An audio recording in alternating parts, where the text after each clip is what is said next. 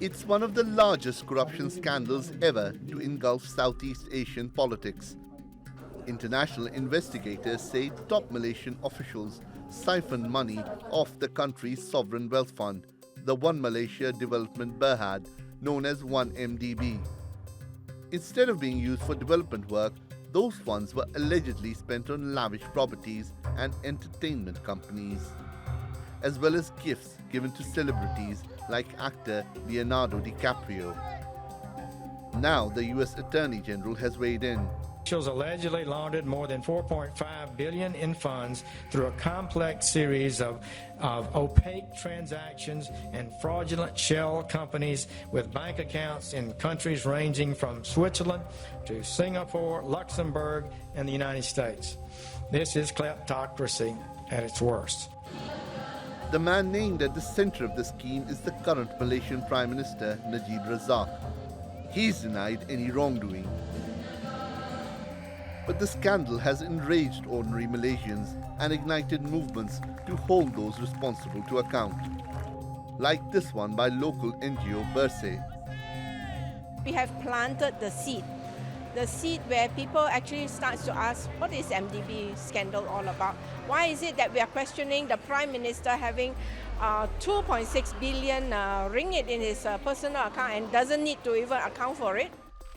Najib's government has responded by arresting activists like Abdullah and also cracking down on domestic press coverage of the issue. It also dismissed Malaysian officials investigating the allegations and has recently declared that all charges against the Prime Minister are unfounded.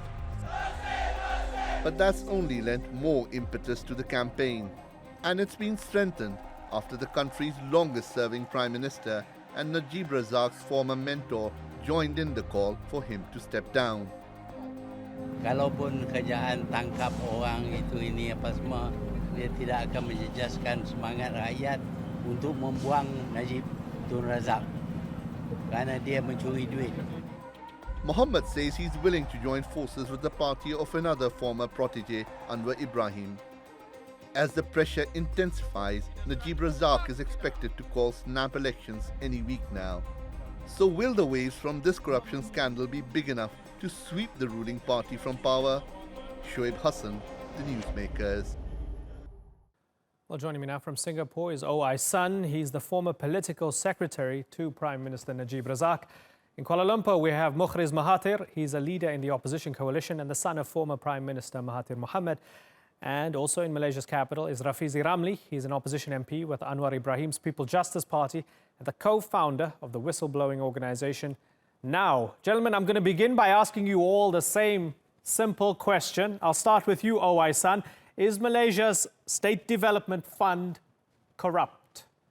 Well, I think internationally there have been a lot of investigations into the goings of these various funds, and I think various jurisdictions have reached conclusions, namely positively in their opinion. There are certainly things which are not quite according to the normal rules in terms of transfers of funds and various matters. Within Malaysia, however, I think we have the Attorney General's chambers insisting that no criminal matters have been unearthed. And unfortunately, we do live in a system whereby the sovereignty of nations are respected, and as such, you could hardly do anything in Malaysia. Okay, so we're going to come back to the question of sovereignty and what the Americans and the Justice Department are doing in a moment or two, but let me go to Mukhriz. Mukhriz, is Yes. 1MDB, that sovereign fund, is it corrupt? Very clearly so, because we've never seen anything of such scale. Mr. O just now mentioned that the Attorney General had cleared 1MDB of any wrongdoing, but at the same time, the Attorney General himself was appointed by the Prime Minister after the previous one was supposedly fallen ill, which the person in fact denies. So there seems to be something definitely that's afoot. Rafizi, is it corrupt? Absolutely. We have had bankers who were convicted in Singapore We have cases ongoing in different jurisdictions in the United States, in Switzerland, and even in Malaysia, as much as Premiers Najib have full control of the state apparatus. But everyone understands that we are taking an economic hit because of the massive bailout of the unaccounted funds, because of the corruption that happens around 1MDB funds. Okay, so it's absolutely... Certainly. Okay, so Rafizi, when the Anti-Corruption Commission carries out these high-profile arrests of people they allege are corrupt, isn't that a good thing? Doesn't it show that they're doing something about it? Well, I think that's very much just trying to go for the small fishes, for the small criminals, just to build up some confidence that they are doing something. But as far as the public is concerned, the biggest elephant in the room is 1MDB that involves the Prime Minister. Unless and until something is taken, some actions and some explanation, it's not going to work. Okay. Mukhriz, Najib says this is political sabotage. Quote, political sabotage from your party, from your father, former Prime Minister Mahathir Mohamad. What do you say to that? Well, there's absolutely no basis to that accusation. Who would have been able to fix such a scheme from setting up a so-called sovereign fund with only R1 million of capital, borrowing, ratcheting up a borrowing of up to 42 billion ringgit, and then the PAC, the Public Accounts Committee of the Parliament, finding that quite a sizable chunk of that borrowings have gone missing. So how this could have involved my father, who had retired for the past, 14 years now, is bizarre, to say the least. Right. OI Sun, the Department of Justice alleges that billions were misappropriated from 1MDB. The Wall Street Journal has a paper trail, they say, that says about $700 million from the fund are connected to Prime Minister Najib's personal bank accounts. Do you think that they might be onto something legitimate here, that they might have a case? Well, I think nobody seriously, except for perhaps the ruling party, is doubting the veracity of these various accusations. But I think the whole point is it wouldn't make a lot of political inroads as to the Malaysian political scene, because those people who do, shall we say, have confidence in such allegations, they are mostly the more educated urban elites. And these urban elites, in any case, are staunch supporters of the opposition. So you can't make much political inroads, because in the rural areas, this sort of allegations, while they may or may not be believed, people care more about their daily livelihoods. And whether we like it or not, the ruling party is in a better position to deliver those livelihood needs, and thereby they will still enjoy sizable support. And that, unfortunately, is a fact of the life. And that's interesting political analysis, but I want to see if I understand you correctly. You're saying that it might be true that they're stealing hundreds of millions of dollars or billions of dollars, but it doesn't mean anything politically back home because poor people only care about what they eat. Is that what you're saying? Oh yeah, because we have a very wide gap in terms of our wealth distribution. For the more unfortunate lot, which happens to be the majority of Malaysians, of course you would need to improve your livelihoods. Unfortunately, our political system is set up in such a way that the ruling party is in a better position to deliver those needs, albeit only for a short-term or medium-term basis. Okay. So people will be induced to support the political elite, whether or not such allegation is true. Okay, so Rafizi, that's fascinating, right? You guys are campaigning against corruption. You're trying to use this for political leverage. Guess what? OI Sun says it doesn't matter because you're not going to dent the political capital that the ruling party has come the next elections because it doesn't matter to the average voter. Well, I think that's the kind of mistake that Najib is going to make as well, thinking that the average folk does not care or does not understand. Well, you know what? There's a big difference now between the previous corruption scandals in the country because it coincided with very sluggish economic situation, especially for the middle class and working class, so much so that people are really suffering from stagnated wages, from inflation, and people can attribute a lot of changes under Premier Najib as far as the abolishment of subsidy, the failure to control inflation.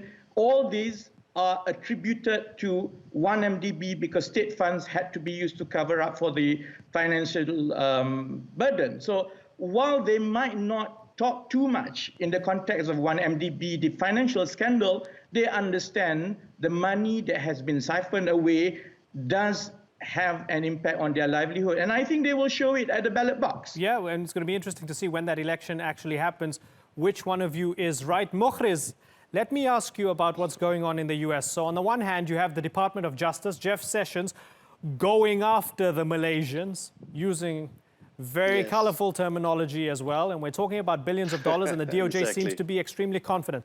On the other hand, you have Donald Trump saying, hey, Mr. Prime Minister, welcome. Thank you for the investments, and having a photo op with him. Does it twist your insides when that happens? Oh my gosh, I think the whole country is, they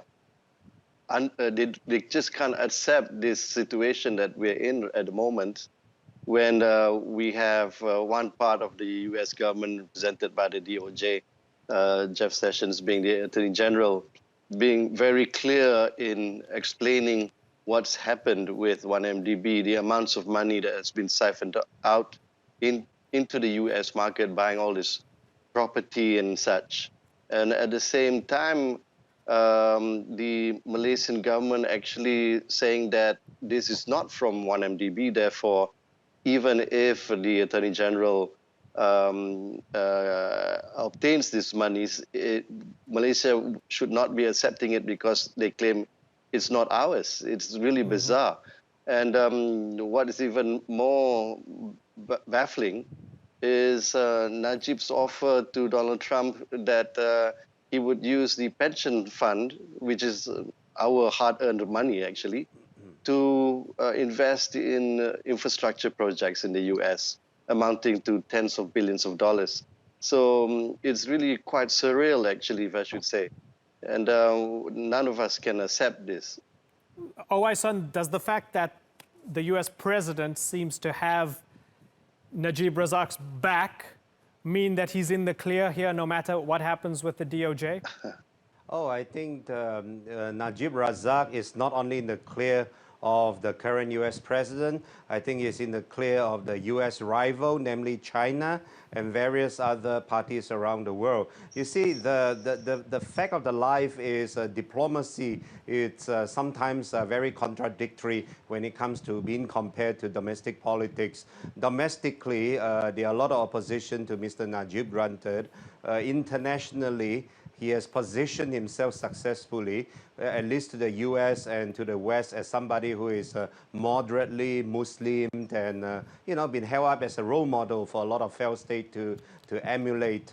On the other hand, in terms of China, for example, he's welcoming a lot of Chinese investments, and the Chinese are, of course, very happy about that. So he has put himself in a very enviable position of being well-liked by both the US and China, and that is not easy to achieve. Right.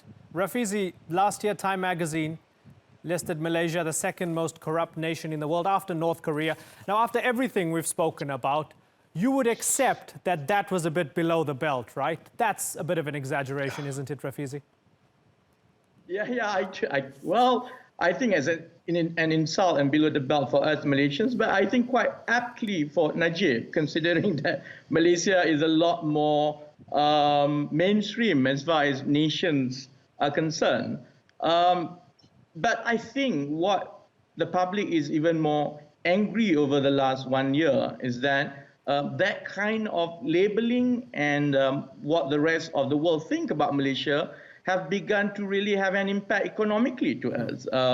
People talk about pride, people talk about we are the laughing stock of the world, And the more and more confirmations or indictments coming from any jurisdictions in the world will further strengthen the anger and which I hope possibly will translate into public outlash in the next general election. So I think Najib will pay for it dearly in the next general election. Yeah, that's an interesting point. Let me ask you about this, Mukhris, because on the one hand, okay, as an opposition politician, this is a good opportunity when the ruling party is corrupt. Undoubtedly, there's an opportunity to get yourself into office and to point this out, right? So perhaps there's some glee amongst some opposition politicians.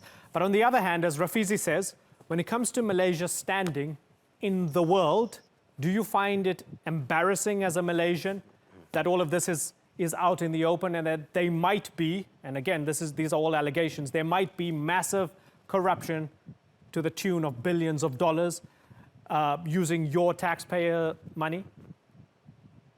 Well, first of all, I need to clarify that I came from the government. I was first a member of parliament and then a state assemblyman representing the ruling party.